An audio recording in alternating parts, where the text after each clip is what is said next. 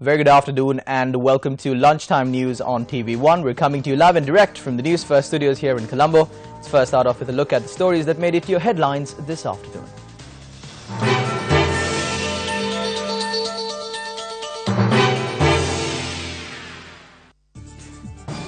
Former Minister Mahindanand Alutgamage released on bail.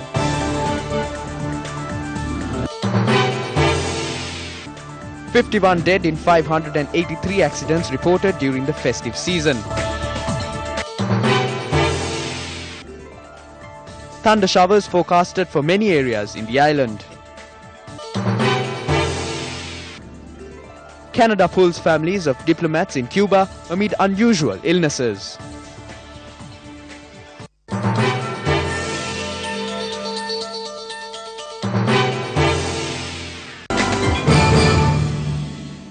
Starting off with your lead story this afternoon, former Minister Mahindanand Alutgamage was released on bail after he fulfilled the bail conditions issued by the 4th Magistrates Court. Mahindanand Alutgamage was arrested yesterday over misappropriation of Satosu funds. He was produced before the 4th Magistrate and was granted bail, which included a cash bail of 35,000 rupees and 2 sureties of 500,000 each. He was barred from travelling overseas. He was later remanded after he failed to meet the bail condition of handing over his passport to courts. Although he stated that his passport was in the possession of the Colombo High Court, this was not verified yesterday.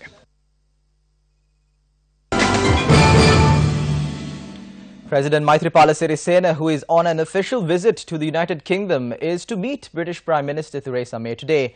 The duo will hold bilateral discussions on a number of key issues during the meeting. Reporting from London is Newsfirst's Malshani Attanayak. President Maithripala Sirisena is expected to hold bilateral talks with Mrs. Theresa May, Prime Minister of the United Kingdom, this afternoon London time. Later this evening, President will meet the Sri Lankan community in London and would be attending the reception hosted by the Acting High Commissioner of Sri Lanka to the United Kingdom. Some of the forums related to Chogam started yesterday.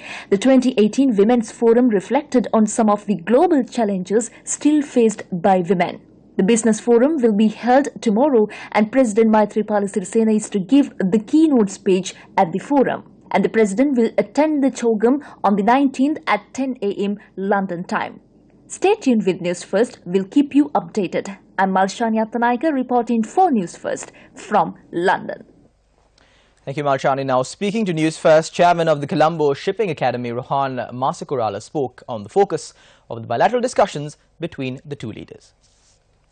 Yeah, greater market access if the current Brexit procedure goes off from next year. So we need to work out something bilaterally with UK because large amount of exports of Sri Lanka comes to UK in the European continent. So President probably will touch on this bilateral, some kind of arrangement by next year. Specifically at the Commonwealth Forum yesterday, Prime Minister Theresa May informed that about $5 billion have been allocated for the Commonwealth nations by the UK. So obviously, President will look at support from UK in terms of developing more bilateral business and investment relations. Non-academic staff of all universities have reported to work today, concluding a continuous strike action that spanned across 44 days. All activities of 15 universities across the country came to a standstill during this period, which the strike action was in effect. The University Trade Union Joint Committee said all non-academic staff had reported for work as usual today. Some tragic news this afternoon. 51 people have died in motor accidents during the festive season. The police media unit said 583 accidents had taken place from the 11th to the 15th of this month, adding that 49 of them were tragic accidents. 88 people have sustained severe injuries, while 259 people have sustained minor injuries. Moving on, in more local news, the National Programme for Tuberculosis Control and Chest Disease says Sri Lanka is ranked second in South Asia in controlling tuberculosis.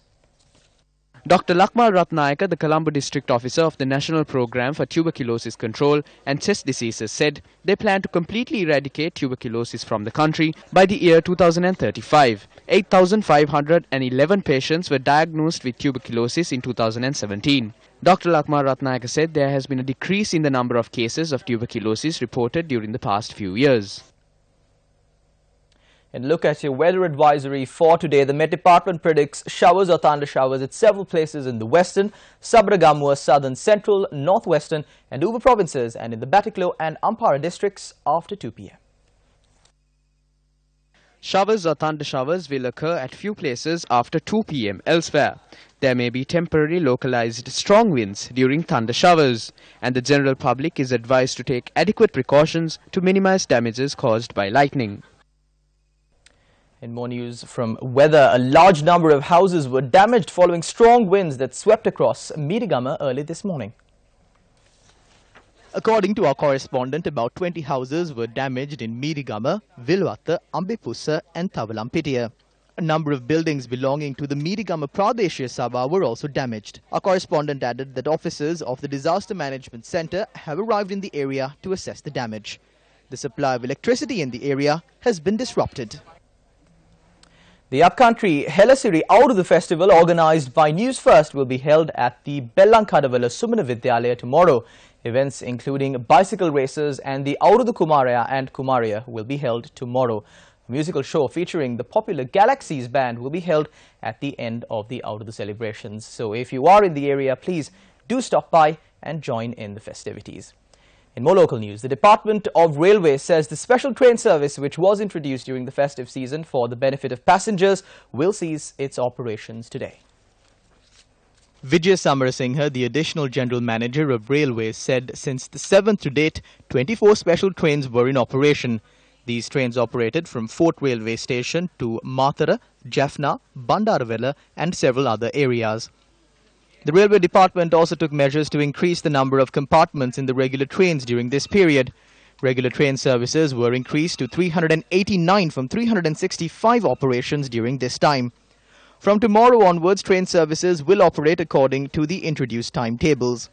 The Sri Lanka Transport Board says additional bus services will operate till the 24th of this month to ensure there is no inconvenience caused to passengers returning to Colombo following the holidays. Chief Operations Officer of the SLTB, Sarat Valagampaya, said 1,000 buses belonging to the SLTB have been deployed for this purpose. He further noted the public can lodge complaints via the number 0117 555 555 if they experience delays in these bus services. And that's a wrap of Lunchtime News on TV1. To follow details of these stories and more, you can log on to our website www.newsfirst.lk. I'm Charlene Benedict for the News First team. Your latest news update will come your way at 1:55. Good day.